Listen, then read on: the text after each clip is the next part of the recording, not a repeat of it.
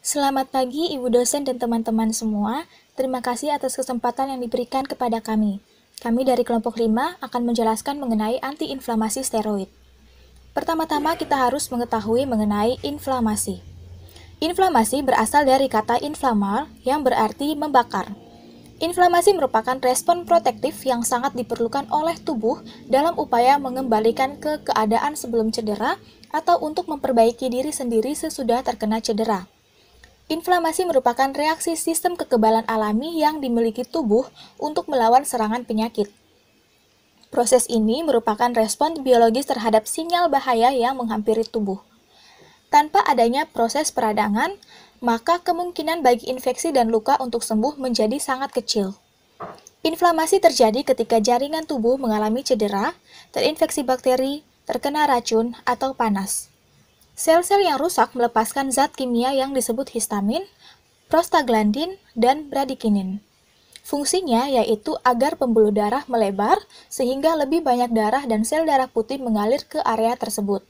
Hasilnya, area yang mengalami inflamasi nampak membengkak dan hangat. Proses ini juga bertujuan untuk mengisolasi zat asing agar tidak menginfeksi jaringan tubuh lain. Bagian tubuh yang mengalami peradangan memiliki tanda sebagai berikut. Yang pertama adalah kemerahan, kemudian rasa panas, kemudian rasa sakit, dan adanya pembengkakan. Antiinflamasi adalah obat yang dapat menghilangkan radang yang disebabkan bukan oleh mikroorganisme atau yang non-infeksi. Obat ini terbagi atas dua golongan, yaitu golongan antihistamin non-steroid dan golongan antihistamin steroid. Nah, untuk pertemuan kali ini kita akan membahas mengenai golongan antiinflamasi steroid. Antiinflamasi steroid.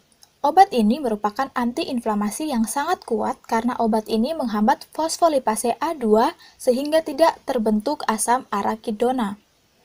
Senyawa steroid adalah senyawa golongan lipid yang mempunyai struktur kimia tertentu yang memiliki 3 cincin sikloheksana dan 1 cincin siklopentana. Suatu molekul steroid yang dihasilkan secara alami oleh korteks adrenal tubuh dikenal dengan nama senyawa kortikosteroid. Kortikosteroid sendiri digolongkan menjadi dua berdasarkan aktivitasnya, yaitu glukokortikoid dan mineralokortikoid. Mekanisme kerja dari golongan steroid adalah menghambat enzim fosfolipase sehingga menghambat pembentukan prostaglandin maupun leukotrin. Selanjutnya kita masuk ke dalam obat-obat antiinflamasi steroid. Nah, obat-obat antiinflamasi steroid yang pertama adalah dexamethasone. Dexamethasone memiliki mekanisme kerja yaitu bekerja dengan cara menembus membran sel sehingga akan terbentuk suatu kompleks steroid protein reseptor. Nah, indikasinya adalah untuk mengobati kondisi seperti artritis, gangguan darah atau hormon, atau sistem kekebalan tubuh, mengobati reaksi alergi, masalah kulit dan mata tertentu, masalah pernafasan, dan gangguan usus tertentu. Efek samping dari obat ini adalah nafsu makan meningkat, berat badan bertambah, perubahan siklus menstruasi, gangguan tidur, pusing, dan sakit kepala. Interaksi dari dexamethasone adalah penggunaan bersamaan dengan obat-obat diuretik dapat menyebabkan hipokalemia. Yang kedua ada tramadol.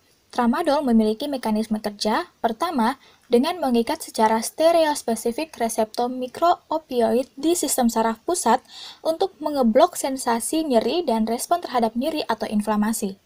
Kedua, dia akan menghambat pelepasan neurotransmitter, serotonin, dan norepinefrin dari sistem saraf aferen yang sensitif terhadap stimulus yang berakibat terhambatnya impuls nyeri.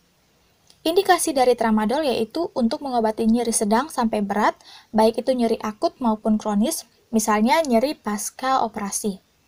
Efek samping dari tramadol adalah mual, muntah, pusing, sedasi, rasa lelah, sakit kepala, berkeringat, prioritis, kulit kemerahan, mulut kering, dispepsia, dan sembelit. Interaksi dari tramadol yaitu menyebabkan sakit kepala berat, sulit bernafas hingga koma jika digunakan dengan obat penenang benzodiazepin dan obat antipsikotik. Yang ketiga ada lidocaine. Lidocaine memiliki mekanisme kerja yaitu anestesi lokal yang bekerja dengan menyebabkan mati rasa sementara atau hilangnya rasa pada kulit dan membran mukosa. Indikasi dari lidocaine yaitu untuk menggantikan rasa gatal dan nyeri dari kondisi kulit tertentu. Contohnya adalah luka gores, luka bakar ringan, eksim, gigitan serangga. Dan untuk mengobati rasa ringan tidak nyaman dan gatal yang disebabkan oleh wasir dan masalah tertentu pada bagian genital atau anal. Contohnya adalah anal fissures, gatal di sekitar vagina atau dubur. Efek samping dari lidocaine yaitu detak jantung lambat atau tidak teratur, blok jantung, tekanan darah rendah atau hipotensi, gelisah, koma, kebingungan, mengantuk, halusinasi, dan nyeri kepala. Interaksi dari lidocaine yaitu untuk meningkatkan resiko gangguan jantung jika dikonsumsi dengan obat golongan beta blocker, misalnya bisoprolol. Yang keempat ada prednison. Prednison memiliki mekanisme kerja yaitu untuk mengurangi inflamasi dengan cara menginhibisi migrasi sel polimorfonukler atau PMN dengan mengurangi peningkatan permeabilitas kapiler. Indikasi dari prednison yaitu untuk mengurangi peradangan pada alergi, penyakit autoimun, penyakit persendian dan otot, serta penyakit kulit. Prednison merupakan salah satu jenis dari obat kortikosteroid. Efek samping dari prednison yaitu mual, muntah, mules, keringat berlebih, jerawat, sulit tidur, dan penurunan nafsu makan. Interaksi prednison meningkatkan resiko terjadinya pendarahan lambung jika dikonsumsi bersama obat antiinflamasi non-steroid, dan juga akan menurunkan efektivitas prednison jika digunakan bersama rifampicin, phenytoin, barbiturat, ataupun bupropion. Yang kelima ada betametason. Betametason dibagi atas dua, yaitu betametason oral dan juga betametason topikal. Nah, yang pertama kita lihat dari betametason oral. Betametason oral memiliki mekanisme kerja yaitu bekerja dengan cara mencegah terlepasnya senyawa kimia di dalam tubuh yang bisa menyebabkan peradangan.